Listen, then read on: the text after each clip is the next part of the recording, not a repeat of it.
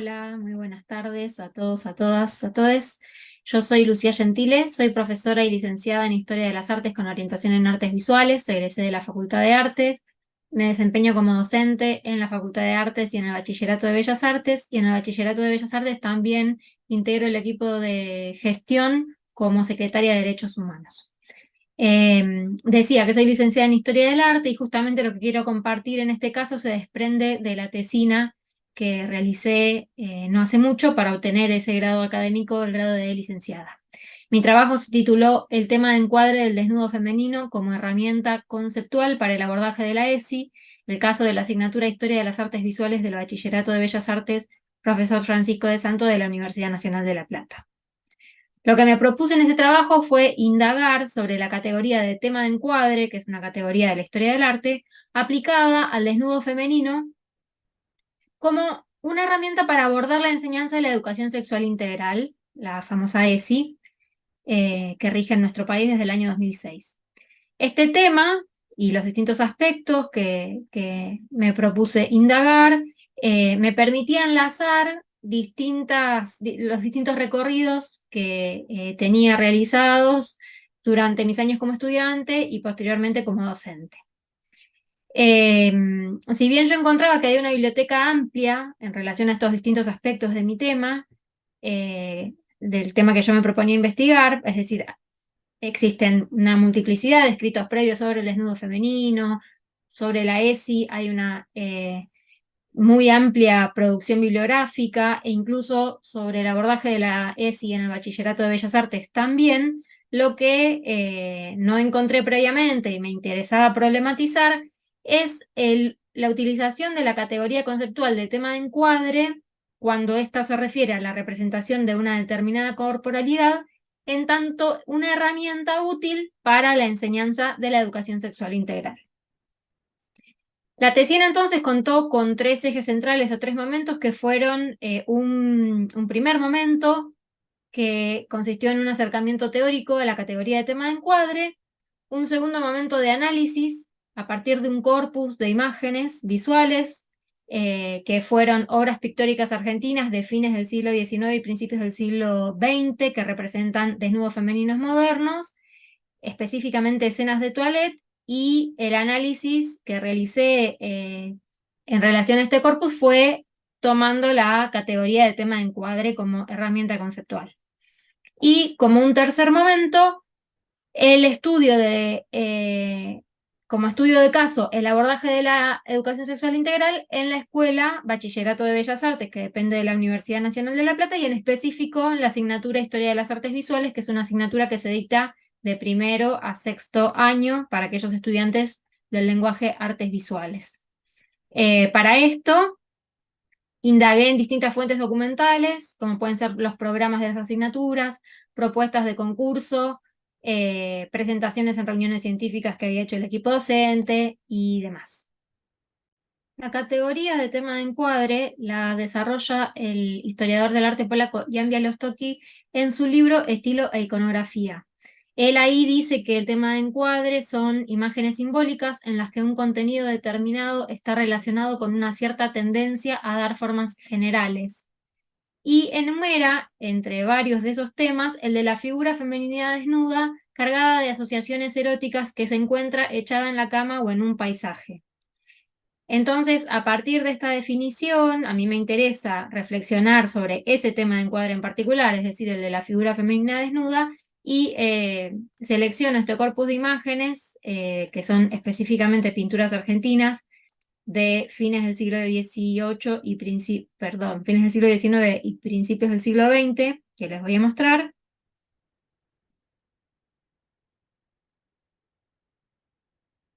Y hago el análisis de cada una de estas figuras en parte del desarrollo de la tesina.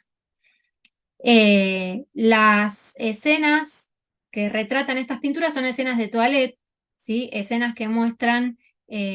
momentos de aseo personal en espacios íntimos. De esta manera el desnudo queda justificado y de alguna manera se lavan las posibles connotaciones eróticas que puedan tener estas figuras. Y bueno, cada una de ellas yo las analizo a la luz de esta categoría, ¿sí? Y de esa manera ejemplifico de algún modo qué tipo de análisis podemos realizar a partir de el uso de tema de encuadre. Ese análisis entonces que yo realicé con la categoría de tema de encuadre sobre el corpus de imágenes que había seleccionado, me sirvió entonces como un ejemplo de tipo de análisis posible que puede ser trasladado a otros conjuntos de obras, a otros contextos e incluso a otros temas de encuadre que no sean el desnudo femenino, eh, que también podrían tomarse para ampliar el estudio. Al observar en conjunto la selección de obras que yo incluí en mi trabajo, que fueron, como decía, escenas de toilette, yo intenté dar cuenta de que la categoría de tema de encuadre permite la problematización de las representaciones allí plasmadas y que habilita la detección de continuidades y de irrupciones de lo nuevo, ¿no? De aquello que se mantiene y de aquello que se modifica, independientemente del periodo histórico al que pertenezcan, que en este caso era un periodo acotado, pero esto ampliándolo a otras obras funciona. Y habilita también este tipo de análisis la posibilidad de extender el trabajo a representaciones contemporáneas, incluso eh, pudiendo ser comparadas de forma tanto diacrónica como sincrónica. Bien, y como decía, en relación al tercer eje de mi trabajo, que tiene que ver con la enseñanza de la educación sexual integral, como sabemos, desde el año 2006 contamos en nuestro país, en la Argentina, con una ley de educación sexual integral que establece que todos los educandos tienen derecho a recibir educación sexual integral en los establecimientos educativos públicos de gestión estatal y privada de las jurisdicciones nacional, provincial, de la Ciudad Autónoma de Buenos Aires y municipal. A los efectos de esta ley, entiéndase como educación sexual integral la que articula aspectos biológicos, psicológicos, sociales, afectivos y éticos. Esto que acabo de mencionar forma parte del texto de la ley.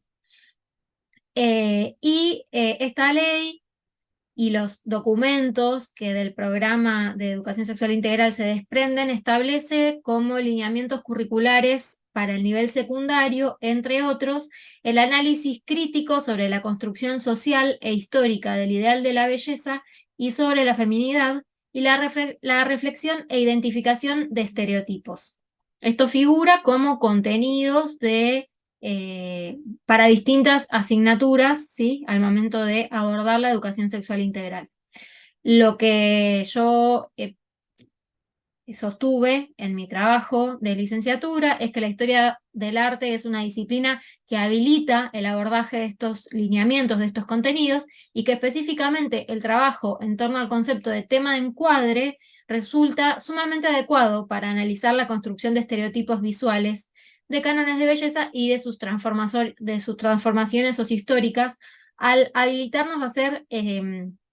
comparaciones, como decía, tanto de manera diacrónica como sincrónica, que evidencian las continuidades y las rupturas, ¿no? En las formas de construcción social del género, en este caso. La noción de tema de encuadre, que es propia del campo de la historia del arte, es una herramienta conceptual de gran utilidad para el trabajo en torno a la ESI, en la asignatura de Historia de las Artes, y me atreví a decir, puede serlo también en otras asignaturas. Esta herramienta, que puede aplicarse en los distintos años de la educación secundaria, al habilitar la realización de análisis comparativos en perspectiva histórica, se adecúa a varios de los lineamientos propuestos desde el programa, colaborando a facilitar que se garantice el derecho de todos los educandos a recibir educación sexual integral. Los casos que yo analicé en mi trabajo de licenciatura se encuadran dentro de los grandes medios artísticos, la pintura y la escultura específicamente, pero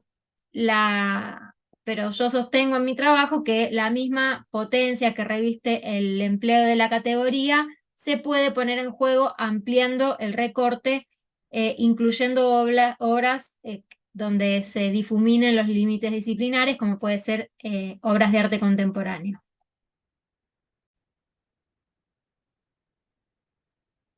Finalmente, lo que quería sumar en el marco de este tercer simposio de arte y descolonialidad es que, bueno, como vengo diciendo, la categoría de tema de encuadre es útil para la enseñanza de la ESI porque habilita un análisis crítico sobre la construcción del ideal de belleza y sus estereotipos, y que si nos situamos, tal como plantea la ESI, desde una perspectiva interseccional, esta categoría de tema de encuadre también nos puede permitir problematizar otros aspectos latentes en la imagen, ¿no?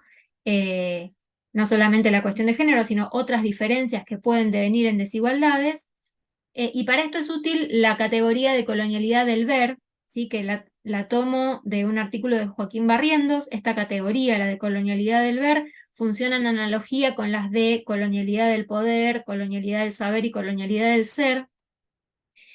y refiere específicamente la colonialidad del ver a las maquinarias visuales de racialización que acompañaron y que siguen acompañando hoy el desarrollo del capitalismo moderno y colonial. La colonialidad del ver, como lo plantea Joaquín Barrientos, supone una doble desaparición. Por un lado, la desaparición del otro abyecto, un otro deshumanizado desde la mirada del colonizador, que cuando es representado es solo representado para ser negado, como una suerte de mal ejemplo, ¿no? Esto en uno de los aspectos de la desaparición que supone la categoría de colonialidad del ver. Y el otro sentido de desaparición es el borramiento del sujeto de la observación. Este sujeto que ostenta el monopolio de la representación, cuya mirada se presenta como un principio incuestionable, ¿no? Y como una mirada transparente. El tema de encuadre, esta categoría de la que venimos hablando, en tanto nos permite observar la insistencia de ciertas representaciones formales, sus continuidades, sus rupturas, y también las continuidades y rupturas del contenido asociado a esa representación, nos permite rastrear las huellas de enunciación que, siguiendo lo que nos propone la noción de colonialidad del ver, han sido borradas, ¿no? Eh, y al analizarlas a la luz del tema de encuadre, podemos problematizarlas, problematizando junto con esto la colonialidad ahí presente, latente en esa imagen.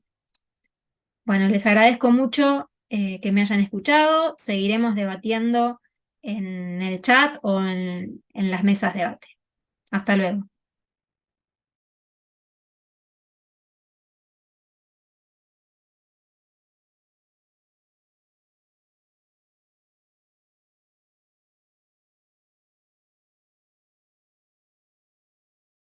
Hola, mi nombre es Laura Molina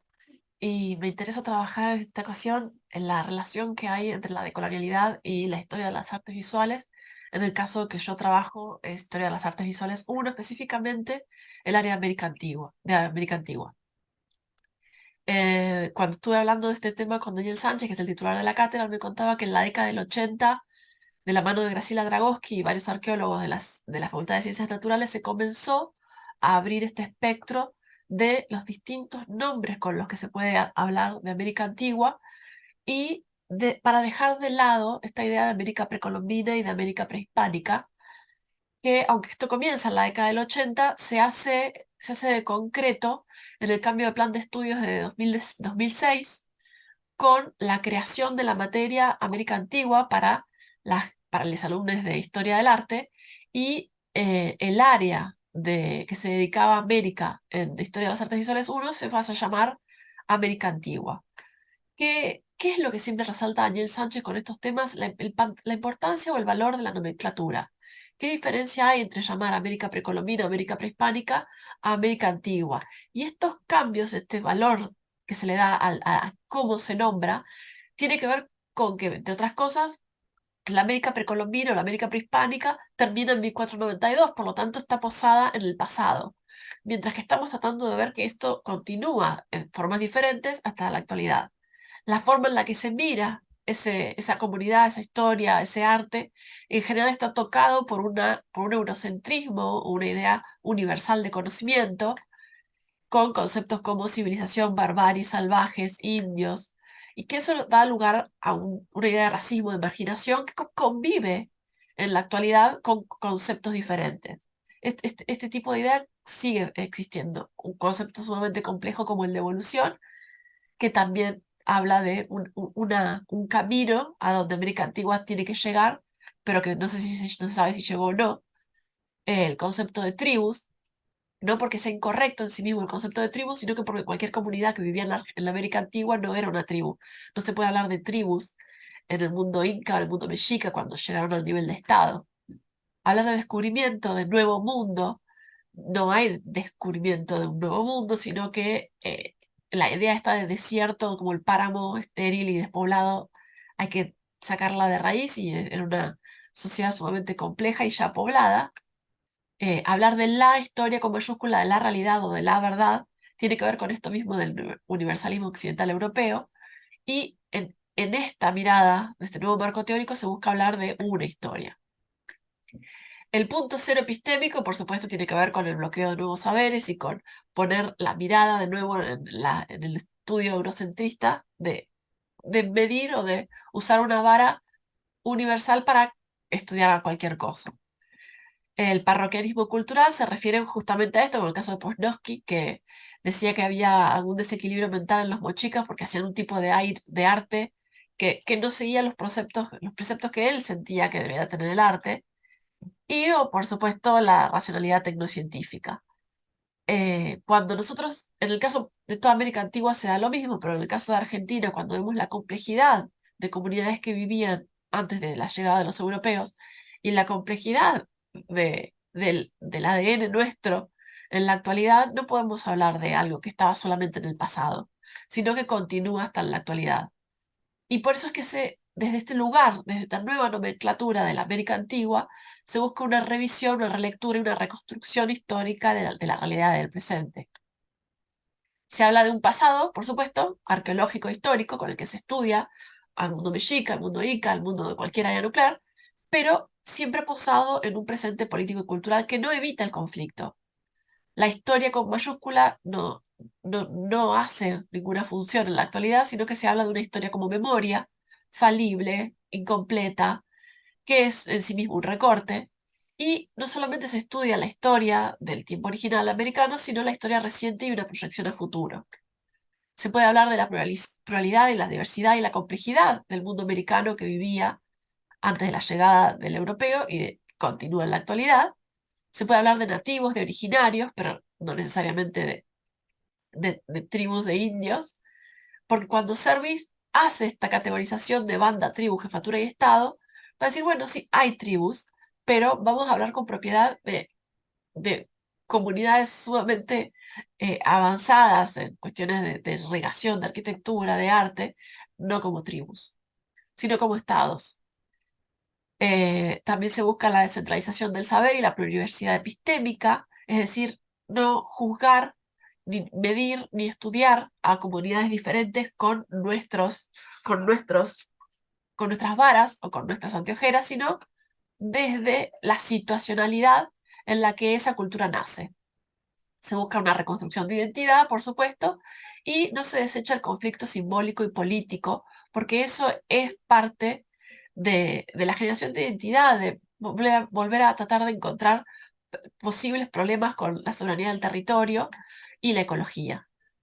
Cuando nosotros hablamos de material teórico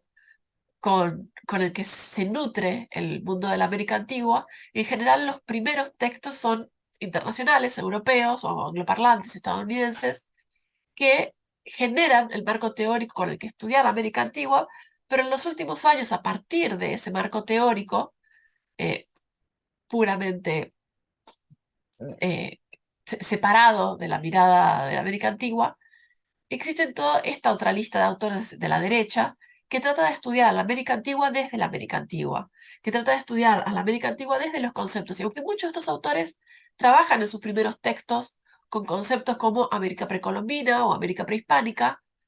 en sus últimos textos, en sus momentos más tardíos de escritura, ya se ponen a criticar esas miradas y se ponen a estudiarlos desde un lugar de colonial. lo cual nos permite analizar el arte contemporáneo con una mirada que hace que perviva la pervivencia de la América antigua en la actualidad. Cómo nosotros podemos estudiar obras de arte contemporáneas, como por ejemplo las de Gabriel Chaile, que tiene una fuerte influencia de la Candelaria, con esta mirada de colonial. Y este marco teórico de la América antigua nos permite observar este tipo de historias, de este tipo de obras de arte, de este tipo de miradas en relación al arte desde un lugar de colonial. Y a su vez no tiene que trabajar directamente con el mundo de la América antigua, sino que puedes incluso criticar simplemente ese positivismo, esa mirada de una otredad que se separa de un centro. Y la obra de Gisela Banzer también critica esa mirada típicamente museística del siglo XIX con este tipo de obras que son puramente contemporáneas, pero que se posan en una mirada de la América antigua. Y esos son los temas que a mí me gustaba trabajar o complejizar en este tipo de trabajos para no solo estudiar cómo se está trabajando esta nueva mirada de la América antigua, sino estudiar una proyección a futuro con estos temas. Muchas gracias por el tiempo.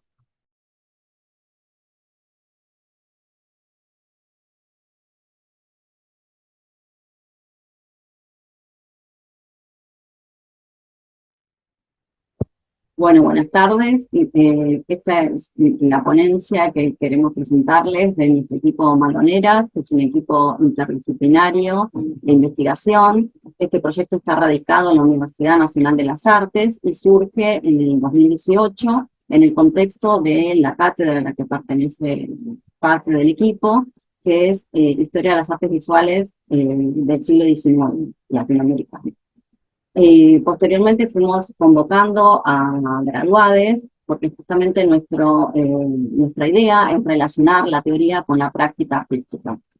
Los ejes que venimos abordando desde aquel momento tienen que ver con la idea de nación o de identidad nacional que se gesta justamente a fines del siglo XIX y que tiene que ver con un proyecto excluyente justamente del sector indígena, de las distintas comunidades, y que tiene que ver con generar un relato que se afianzó también en una iconografía que fue justamente teniendo esa mirada sobre los indígenas. Y que tiene que ver con una mirada que los estigmatiza y los demoniza, y posteriormente una invisibilización también de este sector. Esto, bueno, se termina de coronar con el genocidio de la campaña del desierto. En este sentido, nosotros nos proponemos también trabajar las continuidades en la cotidianidad de este discurso, y para eso es que también trabajamos este tipo de acciones que les vamos a presentar. Entre los objetivos que nos fuimos planteando y los que más nos van a servir para lo que queremos comentarles hoy, es que nosotros lo que queremos es tratar de sacar, digamos, esta teoría que está como encerrada en lo académico y justamente trabajar para la comunidad, trabajando diferentes imágenes que por ahí uno tiene ya incorporadas, como la Vuelta del Malón, de Guayabales,